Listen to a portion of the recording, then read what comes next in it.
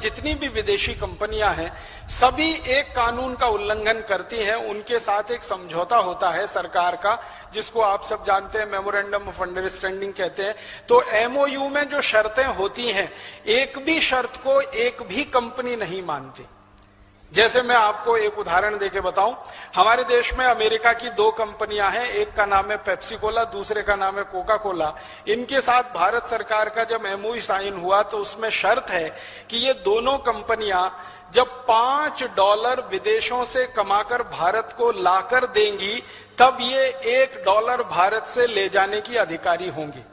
माने ये कंपनियां भारत से अगर पैसा ले जाना चाहें तो $1 ये तब ले जाएंगे जब $5 कमाकर भारत के धन कोष में जमा कर देंगे। आप जानते हैं भारत का विदेशी मुद्रा कोष होता है, विदेशी मुद्रा भंडार होता है। तो $5 विदेशी मुद्रा भंडार में ये एक पेप्सी और कोका कोला जब जमा कर देगी लाकर एक्सपोर्ट करके, तब ये $1 का इंपोर्ट करेंगे। ये इनके एमओयू में कंडीशन है। लेकिन पिछले 17 वर्षों में दोनों कंपनियों ने इस कंडीशन का आज तक पालन नहीं किया है। आंकड़े ये बताते हैं कि ये कंपनियां $5 यहां से लेके जा रही हैं, तब $1 लेके आ रही हैं। तो एमओयू की जो सबसे प्रमुख शर्त है उसका उल्लंघन हो रहा है। हमारी सरकार के द्वारा मंत्रालय ने जो साइन किया है एग्रीमेंट, उसका उल्लंघन हो रहा है। हम इनको कोर्ट में घसीट सकते हैं और बहुत आसानी से इस पर फैसला ले सकते हैं। एक इसी तरह की एमओयू की शर्त है कि पेप्सी और कोका कोला कंपनी भारत देश में सॉफ्ट ड्रिंक नहीं बेचेगी। पानी जो बोतल में भरा हुआ है, जिसको कार्बोनेटेड वाटर कहते हैं, वो नहीं बेचेंगे। इनका भारत में आने का मुख्य मकसद है और एमओयू की कंडीशन है कि भारत के किसानों का आलू, टमाटर, प्याज, गोभी, पत्ता गोभी, गाजर आदि आदि जो फल हैं, सब्जियां हैं, जो हर साल 60,000 करोड़ के खराब हो जाते हैं, उनको प्रोसेस करके ये भारत में और भारत के बाहर विदेशों में बेचेंगे।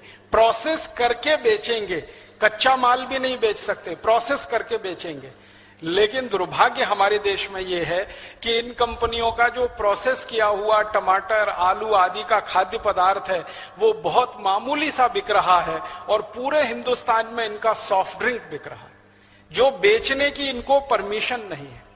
फिर एक तीसरी कंडीशन है एमओयू की, वो ये है कि पेप्सी और कोका कोला कभी भी अपने ब्रांड नेम से कोई चीज भारत में नहीं बेचेंगे। माने पेप्सी नाम से कुछ नहीं बिकेगा, कोका कोला नाम से कुछ नहीं बिकेगा, वो अपने ब्रांड नेम का भारत में इस्तेमाल नहीं कर सकेंगे। लेकिन दुर्भाग्य हमारे देश में एमओयू की ये शर्त का भी वो उल्लंघन कर रहे हैं। उनके अपने ब्रांड नेम से सारी चीजें इस देश में बिक रही।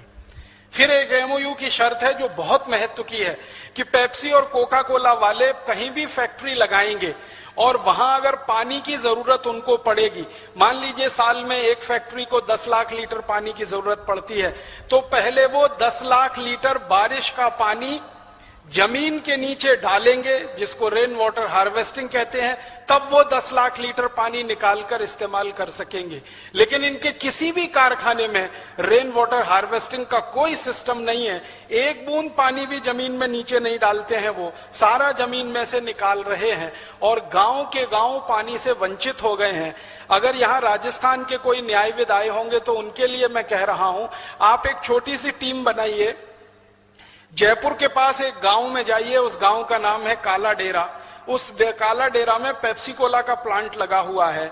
उन्होंने पिछले 4-5 साल में पानी इतना निकाल लिया है जमीन से कि काला डेरा गांव के आसपास के 50 गांवों का पानी सूख गया है। अब उस गांव के किसानों को पीने के लिए पानी लाने के लिए टैंकर मंगाना पड़ता है, 3-4 किलोमीटर दूर जाना पड़ता है जानवरों के पानी की व्यवस्था के लिए। सारा पानी पेप्सी कोला कंपनी ने खर्च कर दिया। ऐसी एक नहीं, बहुत सारी शर्तें हैं। एक शर्त यह है कि पेप्सी कोला और कोका कोला कंपनी भारत में आएगी, एक भी व्यक्ति का रोजगार अगर उनके कारण जाएगा तो कंपनी की जिम्मेदारी होगी, माने वो किसी को बेरोजगार नहीं कर सकते।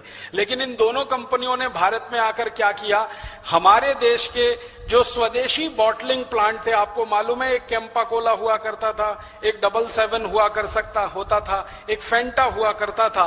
तो ये स्वदेशी बॉटलिंग प्लांट थे सॉफ्ट ड्रिंक्स के, इन सबको इनको टेक ओवर किया, पेप्सी और कोका कोला ने खरीदा, फिर इनमें से हजारों कर्मचारियों को बाहर निकाल दिया और बहुत थोड़े से कर्मचारियों के साथ उनका अब बॉटलिंग प्लांट चल रहा है।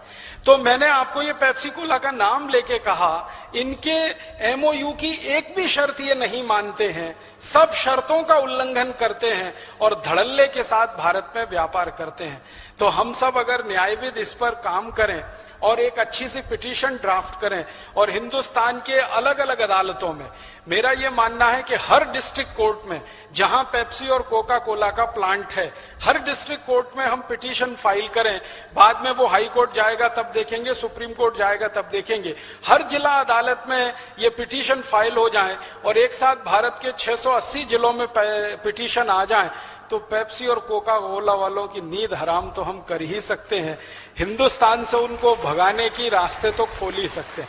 उनको पता क्या चल जाएगा कि संसद में बैठे हुए 545 एमपीज जो आज तक उनका समर्थन कर रहे हैं, अब उससे बड़ी ताकत हिंदुस्तान के जिलों में खड़ी हो गई है, जो इनकी खाट खड़ी कर देंगे या इनकी जड़ खोद देंगे।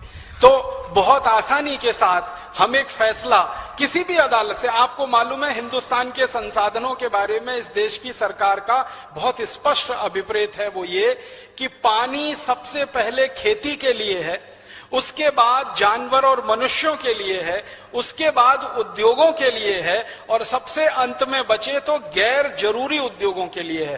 पेप्सी और कोका कोला का जो सॉफ्ट ड्रिंक है वो हमारे देश की परिभाषा के अनुसार गैर जरूरी है, अननेसेसरी इंडस्ट्री है। उसके लिए पानी तो सबसे अंत में है। सबसे पहले पानी खेती के लिए, दूसरे नंबर पर हमारे और जानवरों के पीने के लिए, और उसके बाद इंडस्ट्रीज के लिए, और इंडस्ट्रीज में भी एसेंशियल इंडस्ट्रीज के लिए पहले, नॉन एसेंशियल्स के लिए सबसे अंत में। तो पेप्सी कोक की इंडस्ट्री नॉन एसेंशियल है, हम इनको आसानी से अदालत में खड़ा कर सकते हैं।